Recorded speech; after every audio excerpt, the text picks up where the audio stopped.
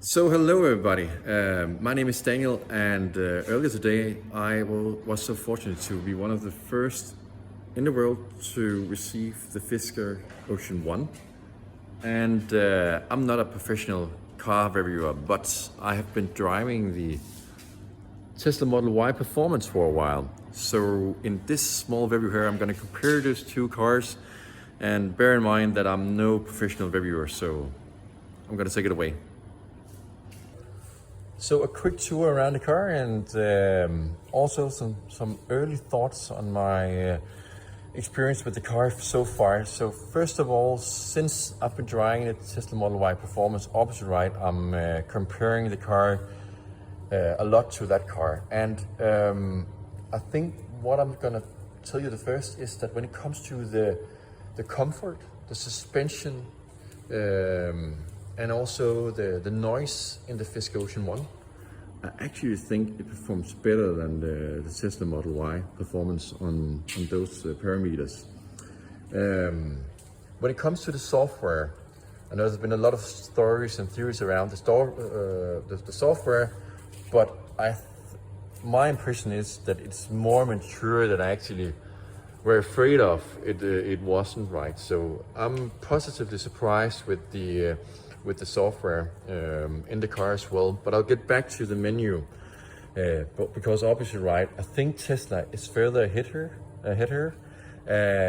But in the time that the Fisker has had, I think they come fairly far with the software. So that is a compliment as well. If we just take you through the car, you have the charging port here, and then you have obviously the door handles here. And I saw some people writing about that the door handles weren't in good quality, but that's not the impression that I have. Actually, when I pull here, it opens up, and it's pretty sturdy. The quality here, you cannot wriggle it in any way here. At least you need to put a lot of force in to do that. Then you have the interior here of the car. I'm not even moving the paper in the bottom of the car. That's how near it is. Then we have the back seats as well. And bear in mind, it's a bit dark in the parking basement I'm in right now. But this one here has pretty good room. I think compared to the Tesla Model Y, actually it's very similar to the size you have in the back. One thing when I compare it to the Tesla Model Y that it doesn't have is the electrical. There's some buttons down here which you cannot see in the dark, but I can actually adjust the seats here. You can hear them drive up and down here. When it comes to storage of the car and the storage space in total, the Fisker is having less storage room compared to the Model Y. There's no front, and the trunk here is 470-ish liters, whereas the Tesla Model Y has, I think, 860 in the back and 100 something in the front. So you'll get more storage room in the Model Y Performance. Yeah, so if I just open up the door over here, I can just show you a bit of the interior. So this is the steering wheel, and you have over here, you can just whether you want to go right now it's in parking. Here you have, if you want to go back or forward, right, you can see you have rear, you have the park and the drive here as well. There's a lot of the self-driving features or the driving support features that will come on later, right? But when it comes to the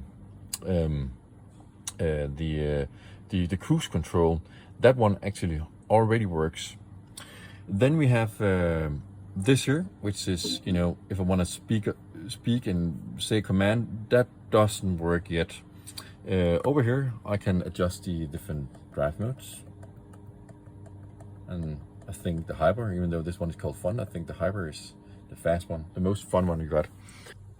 So when we talk about the infotainment system and also the system in general here, Obviously right, the Tesla Model Y is faster when it comes to when I press the different buttons. This is, it's not that slow, at least when it's the buttons down here, but the GPS one is a bit slower compared to the other ones.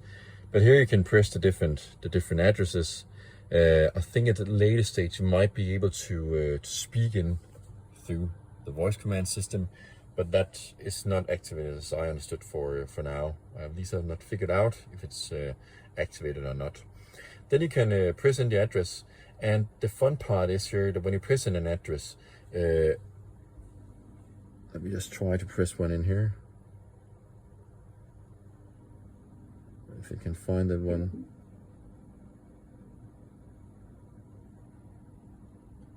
There we go. This was actually the shopping mall I wanted to find. Then it finds the route. It tells how much percentage of power there's left. And obviously, right, this is faster on the Tesla Model Y. The remaining of the menus, I think they're actually fairly fast when you press that down. I don't have my contacts loaded in here. Odometer, charts, let's press again here. Odometer. So it's fairly effective, the system here. Then you have this is electronically, just like on the Tesla, which is cool. Then you have the speed of the fans, you can turn up or down here. Also works real well. The temperature over here. And then you have the heated seats here as well. And there's a lot of things you can adjust in the car, just like audio, connectivity, smart telephone, lighting, safety, and so forth. We'll get back to that later. Okay guys, now I'm just putting it in rare mode driving. And here you can see you got the camera up here. And I can choose between the different cameras if I want to change that. And also down here I have the GPS available while driving. So when it comes to the camera, there are different options here you can choose from. So here you can press and see the rear camera. You can also see from the side. I think there'll be a 360 camera view at a later stage. Then you can also press up here. You can see the cameras you have on the side of the car here, and then you can also enter the front camera, which I find good for parking in the parking basement where I live. Yeah, so I know there's been a lot of questions and a bit of concern around the sunroof. So due to the stripes in the sunroof here, is that going to annoy the driver or the passengers? And here I can just say they have, since you have seen it, they have tinted this out. So, and actually in an extent where I don't think it at all annoys either the driver or the passengers in the car. So that's a really good job. And the camera doesn't really show how much they actually have done here. So I think this is a really good job they have done here. You can open the sunroof from this button here, and actually this is also a bit of a first time for me. I know when I pull this one down, I'm going to go into California mode, where it just drives down, pulls down all the windows. I mentioned before that there were no 3D surround camera, but actually there is a 3D surround camera, and it actually already works. So that's pretty cool. I didn't expect that to be available already. So just for you to see the graphics here, I'm just going to turn on the car here and the light. And you can see on the sides you have this as well lighting up. And also the door handles are actually lighting up as well. And then you have the lights here in the back, which also are lighting up. And let's just see that graphic. There we go. Pretty cool. So the big question here at the end of the video is, should you choose the Tesla Model Y Performance or should you choose the Fisker Ocean One? And let me just begin with the Tesla Model Y Performance, the reasons why you should choose that one, because it really depends what your needs are, the answer I'm going to give you. But the Tesla Model Y, you should choose that one if the UI, UX experience is really important to you, because Tesla, since they're more mature, they have a more mature software, where the Fisker is still catching up on that. The Tesla Model Y Also have the charging network, which is also very beneficial if you want to utilize that one. Having a Tesla is a good idea as well. And then finally, when it comes to luggage space, so having a frunk and also having a larger trunk, you should choose the Tesla Model Y. So when it comes to choosing the Fisker Ocean One, you should choose that one because of the range as one thing. Is range if really important for you, then you should choose that one.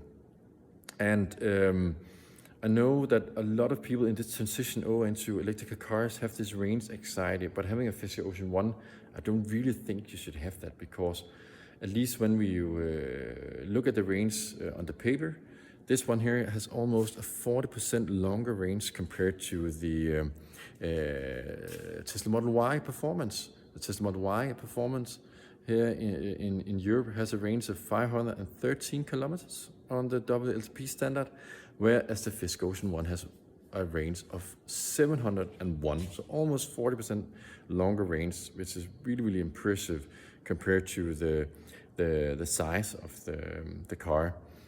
You should also choose this car because it's actually more comfortable driving. I know that's up to each individual. Not, that's my impression of the car, but driven a numerous amount of different cars, Ford, Audi, BMW, I would say this is one of the most comfortable cars when it comes to the suspension and driving capabilities it have. And also, this is taken into consideration, it has 22-inch rims. You cannot feel that at all when you drive, and that you can really feel on the Tesla Model Y performance. And then one more thing to also just mention here, which I haven't mentioned in the video, is when you turn the car, this car turns much easier on a plate, right? Whereas you will need a bigger area when you want to drive around in your Tesla Model Y, as it's, it just requires more room to turn left or right in the Model Y compared to this one here. And then finally, if you choose this one here, one more good argument is the entire strategy around, building it with a very sustainable material, right? The different unique technologies you'll see in the car, as the sunroof, and also, the California mode there's no car with that feature as well. So I think that was the final word for me. So if you have any questions, let me know and I'll try to answer them as best as possible. See you out there. Bye.